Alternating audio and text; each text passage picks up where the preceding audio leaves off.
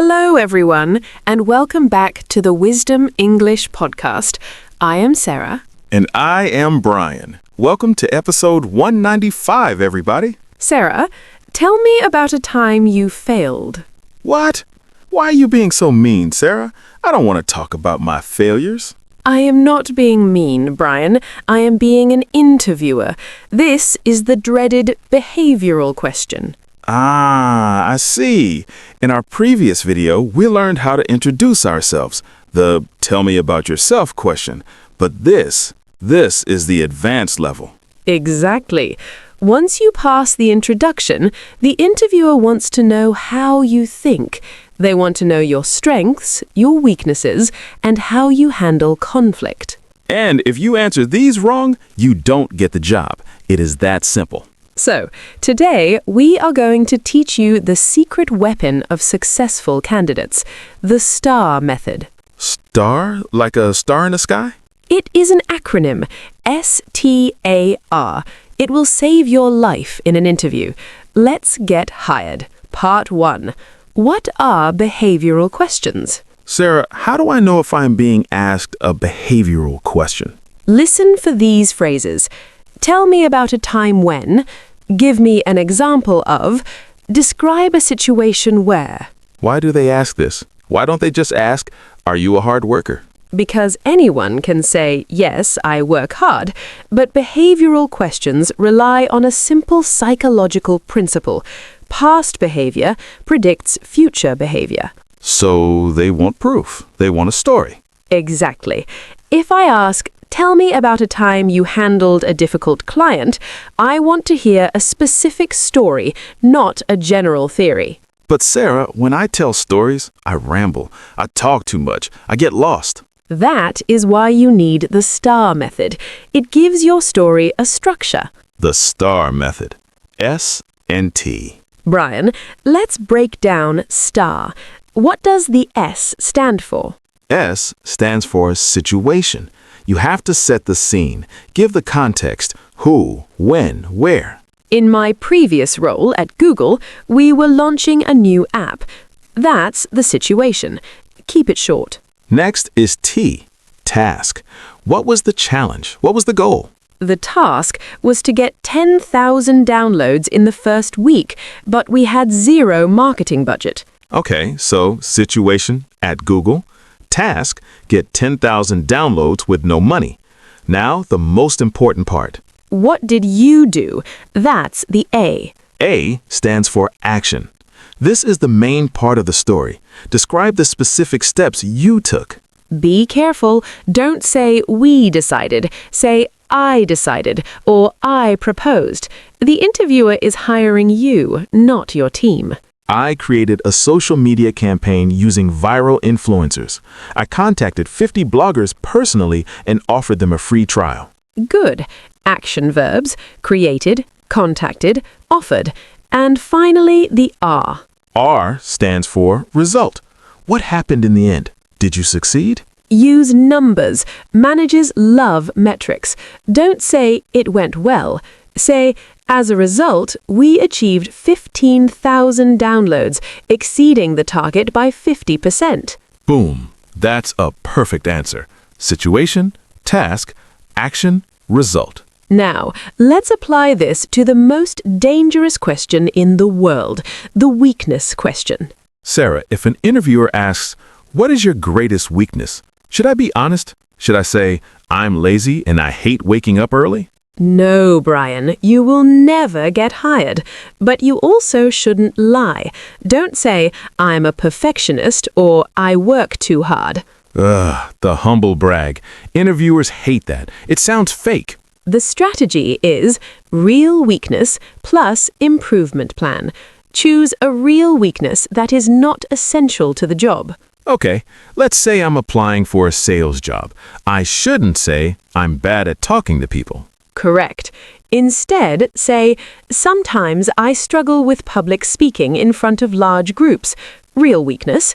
However, I am currently taking a Toastmasters course to improve my confidence. Nice. You admitted a flaw, but you showed you are proactive about fixing it. Another good one is, I sometimes struggle with delegating tasks because I like to control the quality, but I'm learning to trust my team more using project management software. So turn the negative into a positive. Now, what about when things go wrong with people? Conflict. Tell me about a time you disagreed with a colleague. Brian, do you say, "Oh, Dave was an idiot, so I yelled at him"? No, you have to be professional. You have to focus on the resolution, not the fight. Use the STAR method again. Situation: my colleague and I had different ideas about the marketing strategy. Action: I invited him for a coffee to listen to his perspective. We found a compromise that used both ideas. Result: the campaign was successful and our relationship improved. Use words like perspective, or compromise, or constructive. Never badmouth your previous boss or colleagues. It makes you look like the problem. Okay, the interview is almost over. Then they ask, do you have any questions for us? Questions for the interviewer. Sarah, can I just say, no, I'm good? Absolutely not. Saying no makes you look uninterested or desperate. You must ask questions. Can I ask, how much money will you pay me? Not in the first interview. Ask about the culture or the role. What does a typical day look like in this role? What are the biggest challenges the team is facing right now? This shows you want to solve problems. How do you measure success in this position? This shows you are goal-oriented. These questions turn the interview into a conversation. It makes you look like an equal partner, not just a desperate applicant. Okay, Sarah, I feel ready. Let's do a simulation, a real STAR response. Okay, Brian. Looking at your CV, I see you have experience in sales. Tell me about a time you had to deal with an unhappy customer. How did you handle it? Certainly. In my previous job at a software company, we had a major client who was threatening to cancel their contract. My goal was to retain the client and resolve their technical issue, which had been ignored for weeks.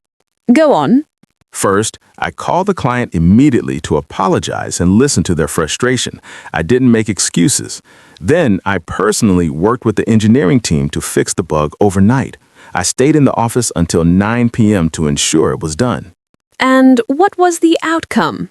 The client was so impressed with the quick turnaround that they not only renewed their contract, but also upgraded to the premium plan.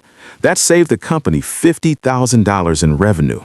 Wow, that is an excellent answer, Brian. You are hired. Yes. When do I start and where's the coffee machine? Mastering the virtual interview. Zoom etiquette. Sarah, these days many interviews happen on Zoom or Teams. That should be easier, right? I can wear pajama pants. No, Brian, do not wear pajama pants. What if you have to stand up to close the door? Virtual interviews have their own set of rules. First rule, check your tech. There is nothing worse than starting an interview with, "Can you hear me? Hello? Can you see me?" We call this technical difficulties. You need to check your microphone, and your connection, Wi-Fi. If the video freezes, we say the connection is lagging. Sorry, you are lagging a bit. And the most common phrase of the decade is, "You're on mute." I think you're on mute. I can't hear you. Also, check your background. Don't have a messy bed or dirty laundry behind you. Use a virtual background or a blur effect if your room is messy. Here's a pro tip for eye contact. Sarah, when I talk to you on Zoom, where should I look? At your face on the screen?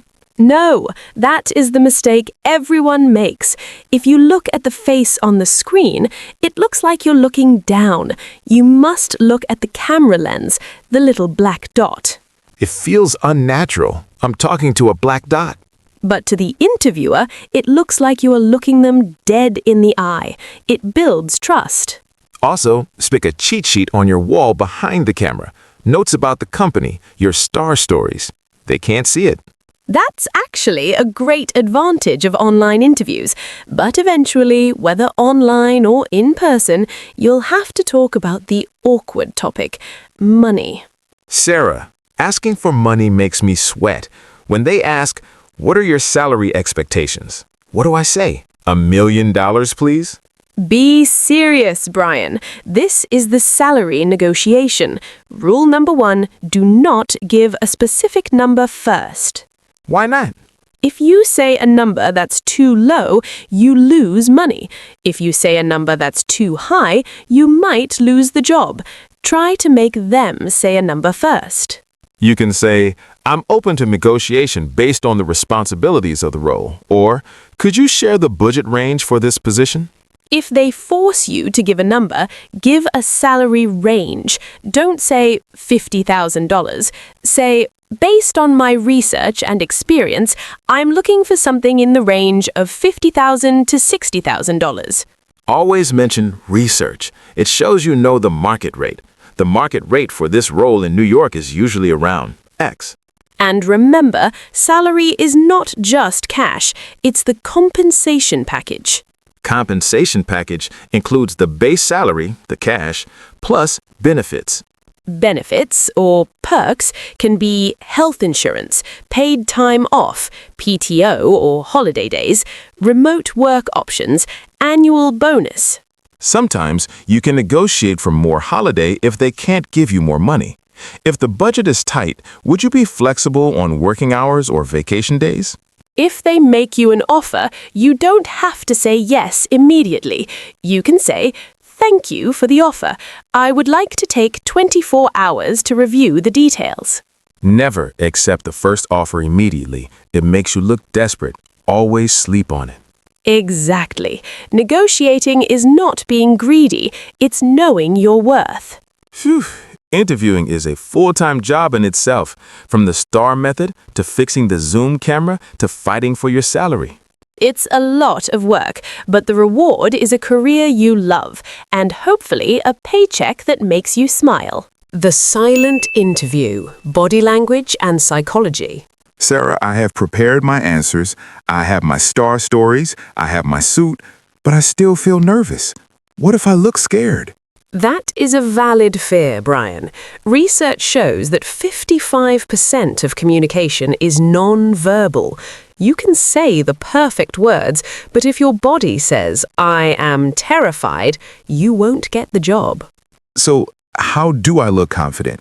Should I sit like a boss? Feet on the desk? No, that is arrogant. We want quiet confidence. First, let's talk about posture. Don't slouch. Slouching is sitting with your shoulders forward and your back curved. It makes you look low energy or lazy. Instead, sit up straight, shoulders back. Imagine there is a string pulling the top of your head up. This is called an open posture. It signals that you are receptive and honest. What do I do with my hands? I never know what to do with my hands. Should I cross them? Never cross your arms. Psychologically, this is a defensive block. It creates a wall between you and the interviewer. Keep your hands visible on the table. Use hand gestures to emphasize points, but don't overdo it. I read about a psychological trick called mirroring. Is that real? Yes, mirroring is a powerful technique to build rapport, connection. It means subtly copying the interviewer's body language. So if they lean forward, I lean forward. Yes, but be subtle. If they scratch their nose, don't scratch your nose immediately. That looks like a monkey in a zoo. Wait a few seconds. Match their energy level and their tone of voice. What about fidgeting? I have a bad habit of clicking my pen or shaking my leg when I'm nervous. Fidgeting is a deal breaker. It is distracting. If you're a nervous shaker, keep your feet flat on the floor, keep your hands clasped loosely, and please stop touching your face. Touching your face implies you are hiding something. Have you heard of power posing? Ah, the Wonder Woman pose, standing with hands on hips for 2 minutes before the interview to boost testosterone and confidence. Do this in the bathroom or the elevator, not in the interview room. Okay, so I'm sitting straight, not fidgeting, and mirroring their energy. But then they ask me a question that has nothing to do with the job, a crazy question. Brian, answer this question immediately. How many golf balls can fit inside a Boeing 747 airplane? What? I don't know. I'm applying for a marketing job, not a pilot job. Why would they ask that? This is called a curveball question or a brain teaser. Tech companies and finance firms love these. Other examples are, why are manhole covers round? Or, if you were a pizza delivery man, how would you benefit from scissors? Are they looking for the correct answer? Do I need to know the volume of a golf ball? No, they don't care about the number. They care about your thought process. They want to see, do you panic or do you use logic? So, how do I answer? Step 1, don't panic. Take a deep breath. Step 2, think out loud. This is crucial. You must speak your logic. Okay, so I could say, that's an interesting question. Let me break it down. First, I would need to estimate the volume of the plane. Exactly. I assume a 477 has about 400 seats. I assume a golf ball is about 1.5 inches. I would subtract the space for the seats and the galley. Ah, so I'm showing them I can solve a complex problem step by step. Even if my final number is wrong, I pass the test. Yes, you showed analytical skills and composure under pressure. What about the weird personality questions? If you were an animal, what animal would you be? These test culture fit. Don't say, I would be a sloth because I like to sleep. Bad answer. Don't say, I would be a lion because I kill my competition. Too aggressive. Say something that matches the job. I would be a dolphin because they're intelligent and work well in a team. Or I would be an eagle because I have great vision and focus on the big picture. The key to all these questions, whether star, curveball, or salary, is preparation. You know, Sarah, an interview is basically a first date. You dress up, you act polite, you try to impress them, and you hope they call you back. That is a perfect analogy, Brian. Just don't try to kiss the interviewer at the end. Oh, God, no. A handshake is enough. Speaking of ending, how do we say goodbye professionally? A firm handshake or a wave on Zoom, look them in the eye and say, thank you for your time. I really enjoyed learning more about the role. I look forward to hearing from you. And then send a thank you email within 24 hours. A lot of people forget this. It makes a huge difference. Absolutely. It keeps you fresh in their memory. Well, Brian, I think we have covered absolutely everything, from the moment you walk in to the moment you walk out. Conclusion? Conclusion. Calm down, Brian. It was just a role play. But the STAR method really works. It makes the story so clear. Situation, task, action, result. We also learned how to handle the weakness question. Real weakness plus improvement plan. We also learned to always ask questions at the end. Remember, an interview is not an interrogation. It's a chance to show your value. Practice your STAR stories in front of a mirror. Listeners, this is the advanced stuff. If you're committed to making this 15-minute plan a part of your life, show your energy by smashing that like button. Be a hero for a friend by sharing this video with someone who's looking for a job. And to lock in your commitment to this challenge, subscribe and smash that notification bell. One final question for you. What is your go-to strength in an interview? Are you a problem solver? A team player? Tell us in the comments. We want to hire you. Good luck with your interviews. Go get that job. Goodbye, everyone.